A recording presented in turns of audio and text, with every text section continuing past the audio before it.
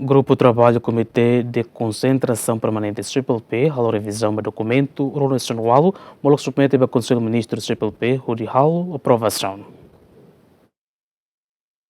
Segundanya, Grupo Trabalho Comité Consertação Permanente Husinação Membro CPLP, halo revizaun ba dokumentu ruanul resimvalo, nebe equipa técnico husi Grupo Trabalho Ministerial CPLP diskuti durante lorong hat, dokumentu ne específica ba projeto resolução sira, hanesan konamba mobilidade, nebe atu regula ka facilita movimento entrada no saída cidadão sira husinação CPLP ida ba nação membro CPLP seluk. E ohin ami hahumos amni reunião inda hanarang GTCCP, Grupo Trabalho ba CCP.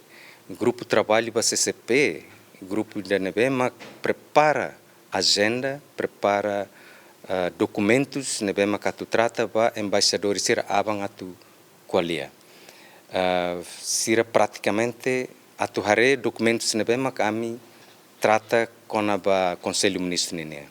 Portanto, ohin ami hahu Grupo GTCCP, hare hotu filafali hanes halo revizaun ida durante reunião ZTM buat hotu completo galai, buat hotu loso tu galai, reconfirma filafali Estados membros sira, se ia fal comentário ruma galai, hano info ruma galai, tamba dokumento serne ohin tem que taka losana, lá ia tang ida tu hatoni dúvida, nível técnico. Depois, avang ne, senhores embaixadores sira, hanes sambuatika sira 5 tang hari liu tang, losan ba senhor ministro atu aprova iha Konsellu Ministru makahu iha dia 19.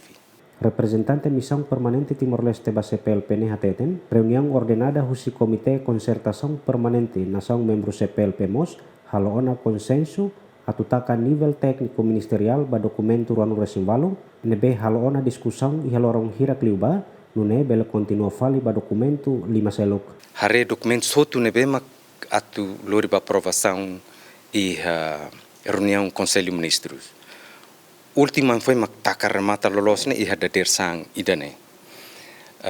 Ne documento ne mak taka último 5 kona ba declaração ba 30 anos CPLP, cada Estados membros sira fo sira hotutu ne Hanoi. E dida apresenta ne redação kona ba interesse ne mak durante ne CPLP alcança.